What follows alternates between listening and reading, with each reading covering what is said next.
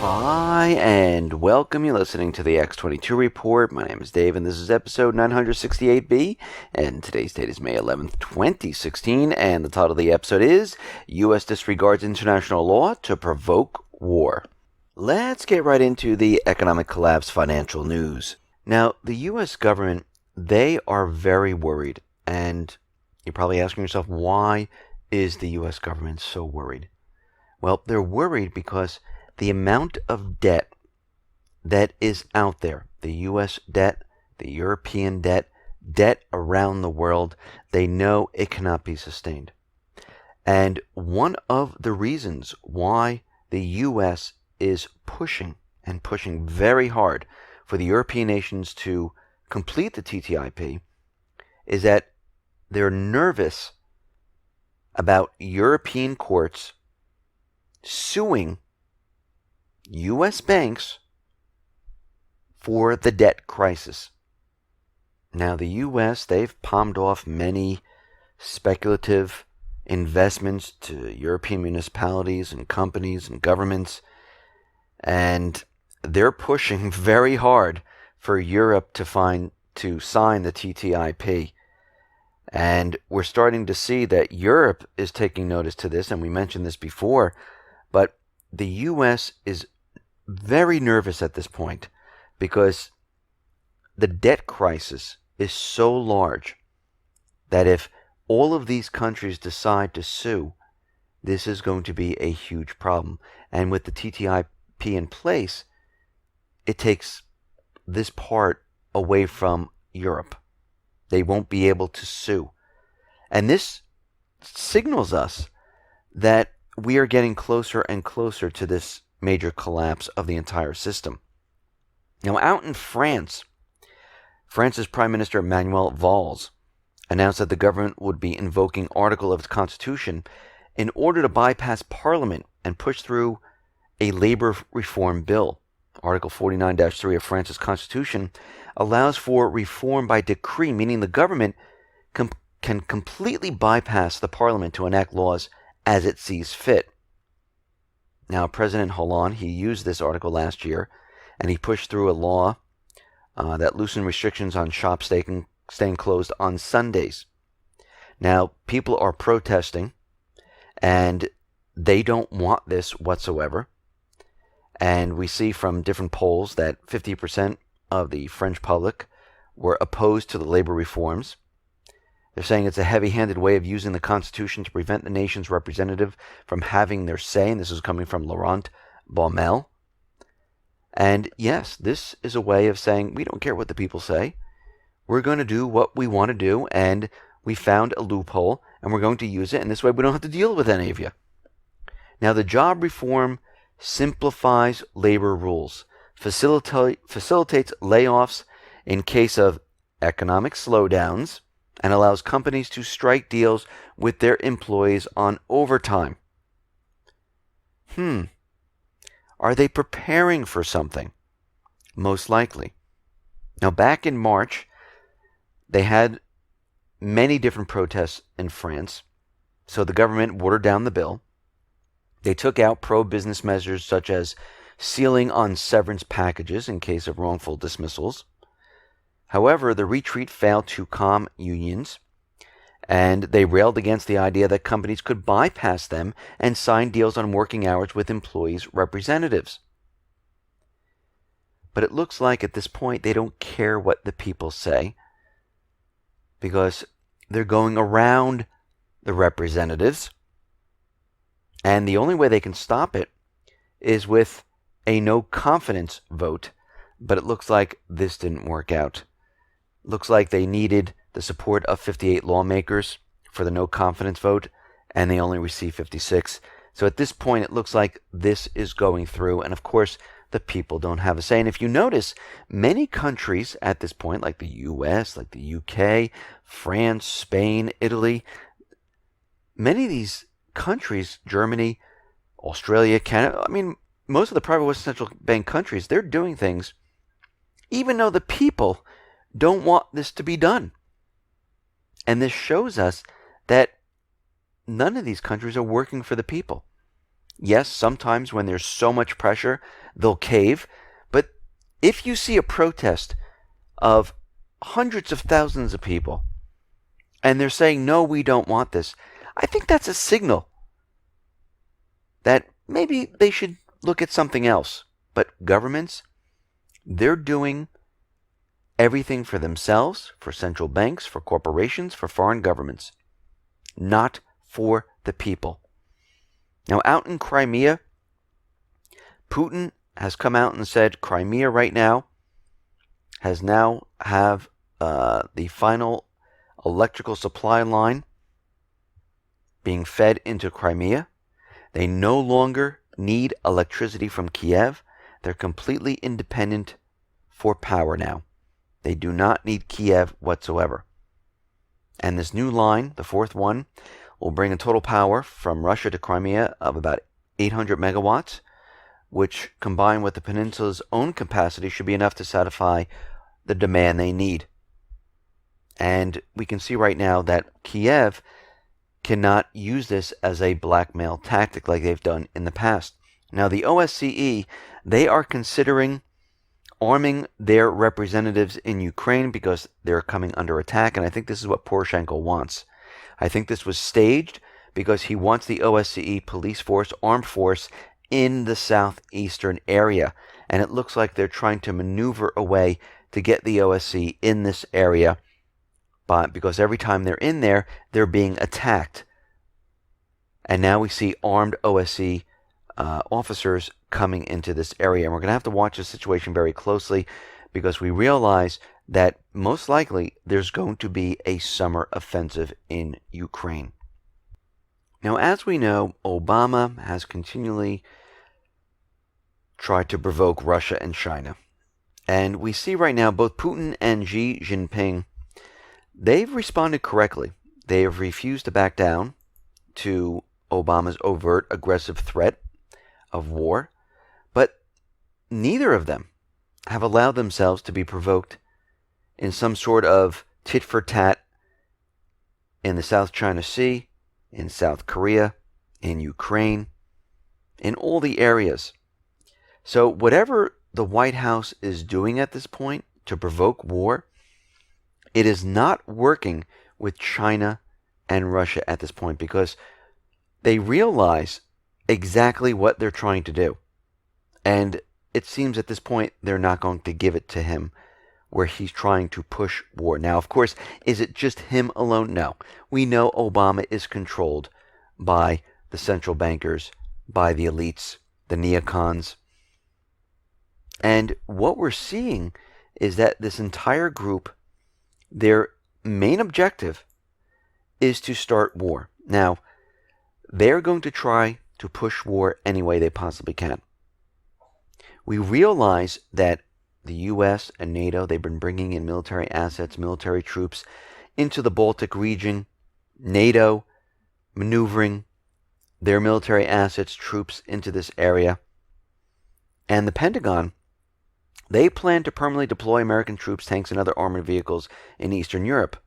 According to the U.S. Department of Defense, troops will be deployed in Eastern Europe, and they'll include 250 tanks, Bradley combat vehicles, howitzers, and more than 1,700 other vehicles and trucks. Now, we have to remember how they're doing this, and we discussed yesterday how the U.S. continually cites international law about the sea when Congress never ratified it, and this has nothing to do with military ships, it has to do with maritime, everyday ships passing through this area. But we see the U.S. kind of disregards international law. Now, what we're seeing is that the language regulation that allegedly no NATO military will be deployed permanently on the soil of former Warsaw Pact states takes into account the NATO-Russia Agreement of 1997. Back then, the verbal commitment of U.S. Secretary of State James Baker had been formalized that in time to come, no NATO troops would ever be stationed east of the former Iron Curtain. Now, meanwhile, Angela Merkel, NATO, the U.S., they said, okay, permanent troops. Well, we can get around this. We're going to say the troops are going to rotate. Now, we've seen this before. In Iraq, they have an agreement with the Iraqi government that there's only supposed to be 3,800 plus permanent soldiers in Iraq. The way the U.S. gets around this, it says, oh, the other 5,000, they're temporary. And we have more temporaries coming. The Iraqi government says, what's the expiration date? We don't have one, but they're temporary. Actually, back in 1971, President Nixon said coming off the gold standard was temporary. That's a long period of temporary time here. And we see that they use this to get around the laws. Same thing with the ceasefire in Syria. Well, it's the Free Syrian Army. Who is the Free Syrian Army? We can't tell you who that is. But we'd like to include al-Nusra and al-Qaeda with the Free Syrian Army. And of course, Russia had to cite them, the UN regulations saying, no, al-Qaeda is a terrorist group. But we can see this is exactly what they do. They get around these laws by manipulating them a little bit. And of course, what's going to happen is Russia's going to see this, and they're going to say, okay, if they're going to place weaponry, troops in this area, and they have 4,000 here, and then they rotate the 4,000 they bring 4,000 more in, they still have 4,000. So we're going to set up our military assets and troops within our country to protect ourselves. They're not doing it outside the country like the U.S. is doing. They're doing it within their country. Now, out in Turkey, we see the refugee crisis is getting worse and worse. And we know that Erdogan has made a deal with the EU, and we see this deal might be falling apart right now, because part of the deal is that Turkey passes legislation to meet 72 demands from the EU, covering various areas including loosening of its controversial anti-terror law that has been used to target journalists and academics. But Erdogan, as the dictator he is, he's saying no. He refuses to remove this. The U.S. says nothing. Very interesting. And basically the Europe is saying, well, if they don't remove this, we're not going to give visa-free travel then. So it looks like things might be falling apart. And Turkey actually threatened Europe, saying if they don't get the visa-free travel for their Turkish citizens, they're going to unleash the refugees like they did the last time. So actually, they've just proven this is exactly what they did. And they said if Turkey's doors are open, Europe would be miserable. And this is exactly what they did last time, because Erdogan used it to bribe and blackmail them. It was being used to get them into war in Syria and Iraq, to say this is the problem. And this is exactly what is happening right now. Now, what's very interesting about the Islamic State is the U.S. continually is out there saying that, oh, we have nothing to do with the Islamic State. They're not our proxy army. But the U.S. government always reports on the Islamic State's yearly oil revenue, and they're saying that it's halved right now to $250 million.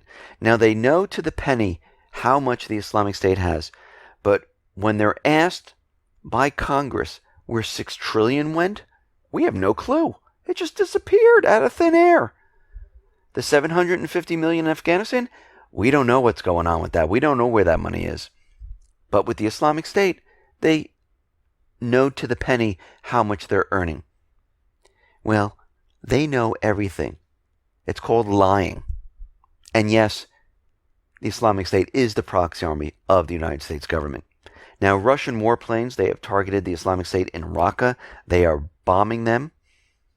And of course, the U.S. didn't want this to happen. This is why they were bringing in more special ops into this area. The Islamic State is trying to cut the government supply route to Palmyra, because we know Russia and Syria, they liberated Palmyra. And right now we see the Islamic State is surrounding Palmyra once again, and they're cutting off the road that's leading in. So Russia and Syria has asked the United States, are you going to help us defend Palmyra from the Islamic State? Now you think if the United States was fighting the Islamic State and they're doing all these sortie runs and they're bombing the infrastructure in the Islamic State, telling us all the leaders they've killed, you would think the U.S. says, yes, we will help you defend Palmyra. You know what they said? We're going to sit this one out. We're not even considering military cooperation. Russia, Syria, they're on their own on this one. We're too busy destroying the infrastructure of the Syrian people right now, and we're preparing for a major ground invasion to go after Assad. So you're going to be on your own on this one. And we can see that things are really building up right now. We know that Turkey sent in special op teams. They crossed the border into Syria. Russia has evidence of this operation. And Sergei Lavrov is calling it a creeping expansion. Now, Turkey, they've already started to declare that they have the sovereign right to create a safety zone on Syrian territory. Remember when I said they were building out the northern area for a safe zone? The U.S. is up there. They commandeered military bases, building the runways, trying to create zones of interest, trying to protect Al-Qaeda, al-Nusra, the Islamic State. Well, now Turkey is out there and they're pushing this idea. And we see that Erdogan, he wants to control over the borders inside Syria. He wants to push it out about 100 kilometers. And it's going to be about 100 kilometers long and 8 kilometers deep. And he's going to say this is the safe zone.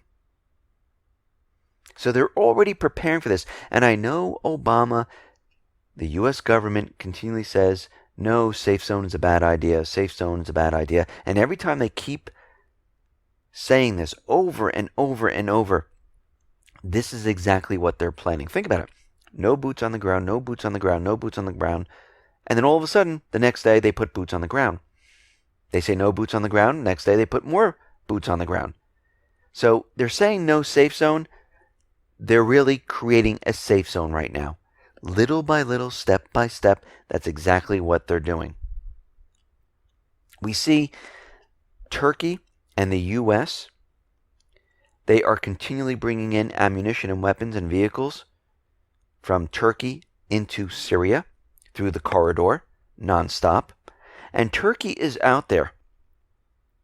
And they believe the peace talks in Geneva are completely pointless if Russia and Syria continually bomb the Aleppo area.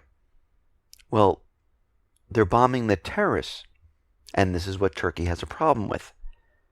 They're saying if they're going to continually do this, there's no point in the Geneva talks.